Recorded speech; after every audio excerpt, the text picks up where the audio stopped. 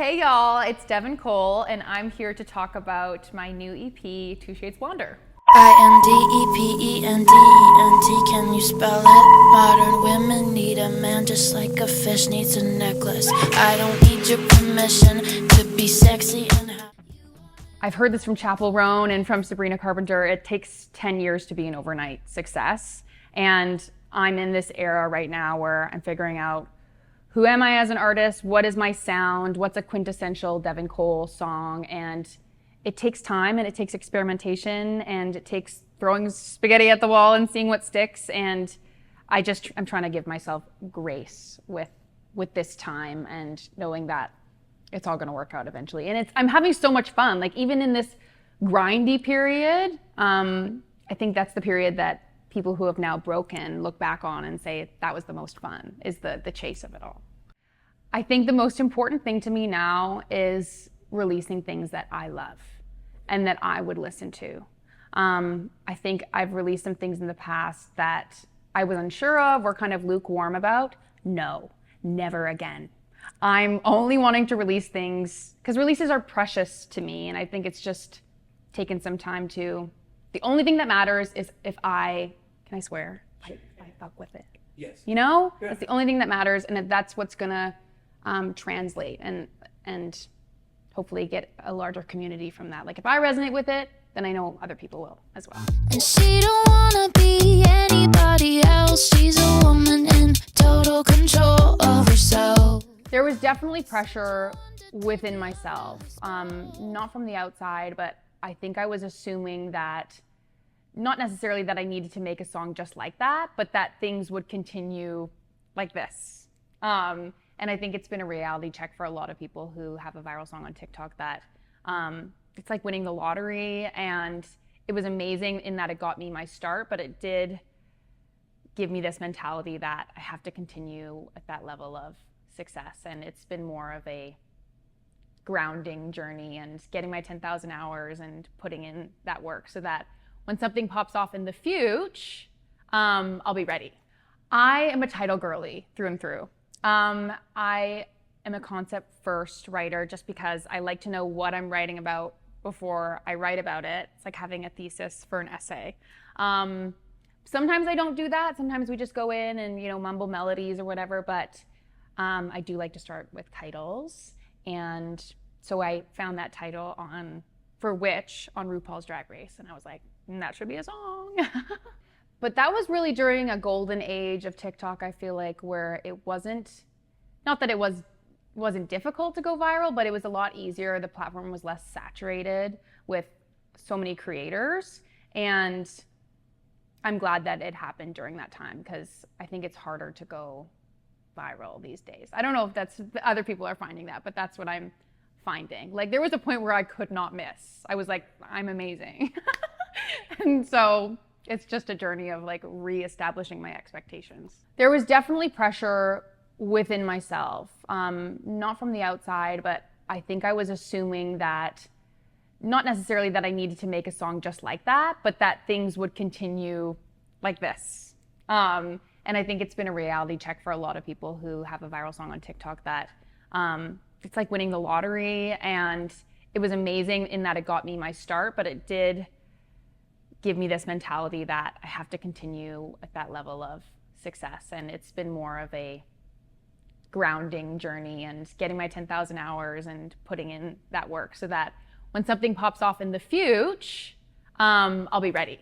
I think everything was so exciting at that time, and I really had a mental health journey from that moment. That was the first time I was ever being signed. There were a lot more eyeballs on me, and I felt like there was a lot of pressure. And now I feel like I'm in a really good place where I'm grounded and I'm doing what I love, and I'm releasing things that I love.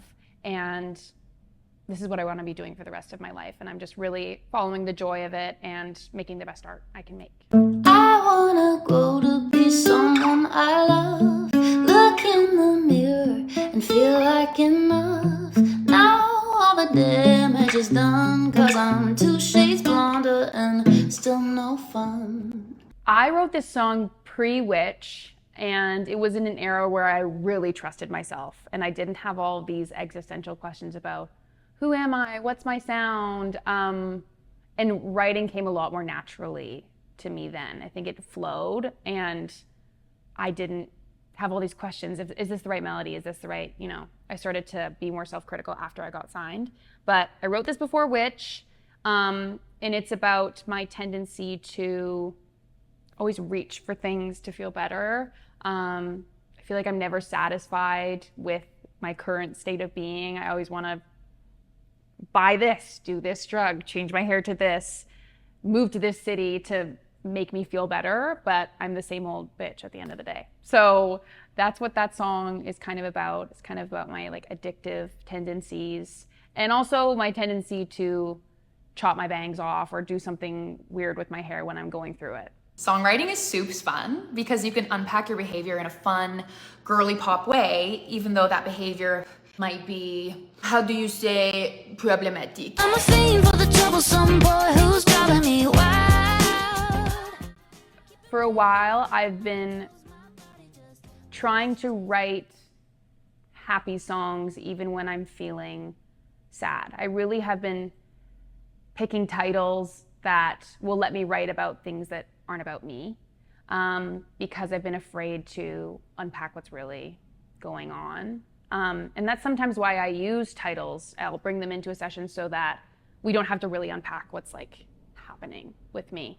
But I've really been trying to actually be honest about what's going on in my life and how I'm feeling and all the nitty-gritty things. And I think there are some songs on this EP that are really true to that. Like there's this song, All Bad, that's very, very about my life, very autobiographical, and it's scary because it's sad.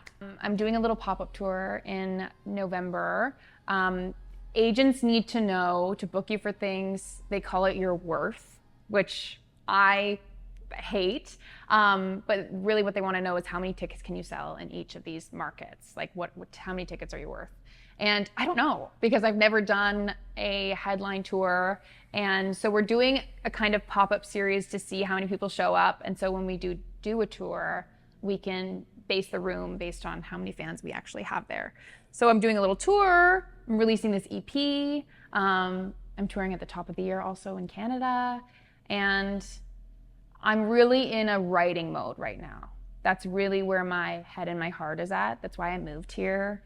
I really just want to get my 10,000 hours in and unpack what's really going on in here.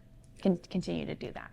We're kind of testing the rest of the songs on the EP on social media right now to see what's hitting and what should be like the lead single is what it's called. But I just really love all the songs and I'm proud of them. And this is the first project that I've done in 3 years, like a first body of work. And I know it's just an EP, but it's really been like a lot of hours and a lot of self-discovery and a lot of growth. So I'm really excited for people to hear it.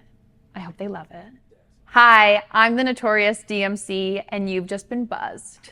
I wanna grow to be someone I love. Look in the mirror and feel like enough. Now all the damage is done, 'cause I'm 2 shades blonder and still no fun.